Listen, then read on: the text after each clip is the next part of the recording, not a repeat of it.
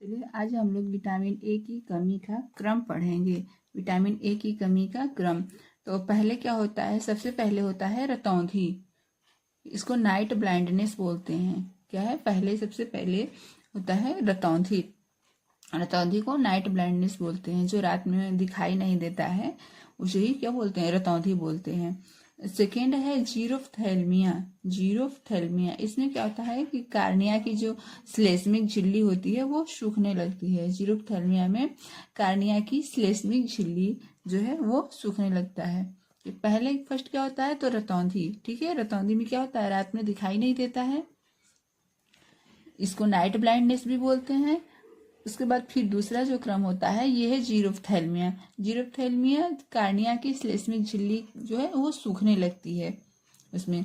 इसके बाद आता है तीसरा स्टेप। तीसरे स्टेप में होता है वाइटट स्पॉट। वाइटट स्पॉट इसमें क्या होता है, जो जो आँख का जो सफ़ेद वाला भाग है उस पर कहते हैं भूरे धब्बे पड़ने लगते हैं और तिकोना आकार होता है। ठीक है, तिकोने आकार में वो धब्बे पड़ने लगते हैं, उसको बोलते हैं व्हाइट आउट स्पॉट। उसके बाद चौथा स्टेप है कंजक्टाइवा जीरोसिस। कंजक्टाइवा जीरोसिस इसमें क्या होता है, कंजक्टाइवा सूखने लगता है और झुर्रीदार होने लगता है। चौथा नंबर क्या है, कंजक्टाइवा जीरोसिस। ये कंजक्टाइवा जीरोसिस में क्या होता है कि कंजक्टाइवा सूखने लगता है और झुर्रीदार होने लगता है। उसके बाद आता है आपका cornea xerosis. Cornea xerosis. Cornea xerosis में अश्रुग्रंथि जो होते हैं वो सूखने लगते हैं और आंसू बंद हो जाता है। कार्निया जीरोसिस में अश्रुग्रंथि क्या होते हैं, सूखने लगते हैं और आंसू बंद होने लगते हैं।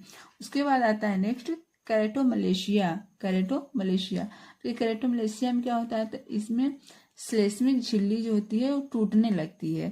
श्लेष्मिक झिल्ली जो होता है वो टूटने लगता है और भीतरी हिस्सा जो होता है वो गलने लगता है। ये किस स्टेप में होता है, तो ये कैरेटोमलेशिया के स्टेप में होता है। उसके बाद आता है 7 नंबर पर ग्लूकोमा। ग्लूकोमा, देखिए ग्लूकोमा क्या है, तो ये कैरेटोमलेशिया का ही भयानक रूप है। जब कैरेटोमलेशिया बहुत ज़्यादा तीव्र हो जाता है, बहुत भयानक रूप में हो जाता है, तो उसे क्या बोलते हैं, इसे ग्लूकोमा बोलते हैं।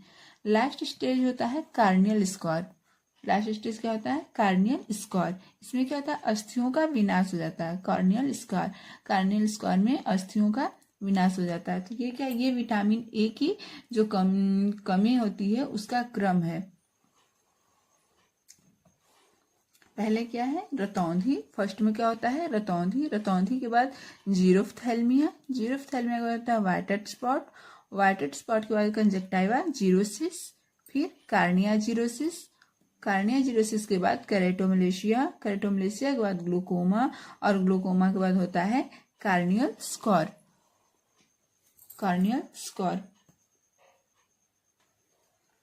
फोटोफोबिया, देखिए एक शब्द है फोटोफोबिया। इसे हिंदी में प्रकाश की असहनशीलता भी कहते हैं। प्रकाश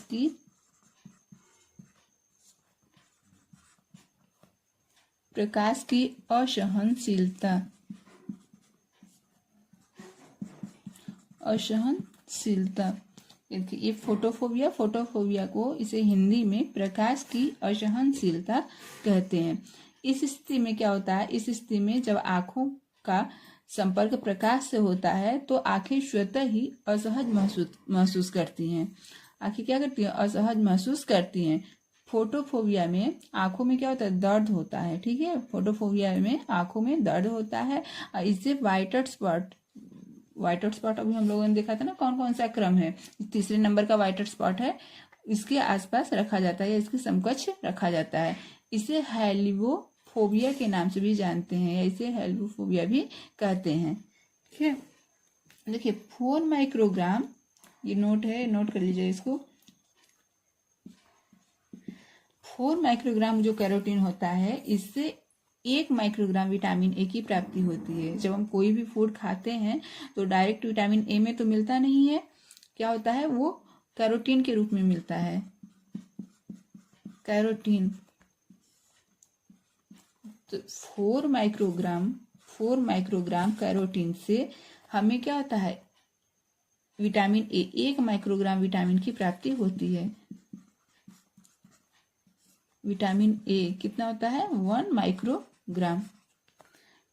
4 माइक्रोग्राम कैरोटीन से 1 माइक्रोग्राम कैरोटीन की प्राप्ति होती 1 माइक्रोग्राम विटामिन ए की प्राप्ति होती है।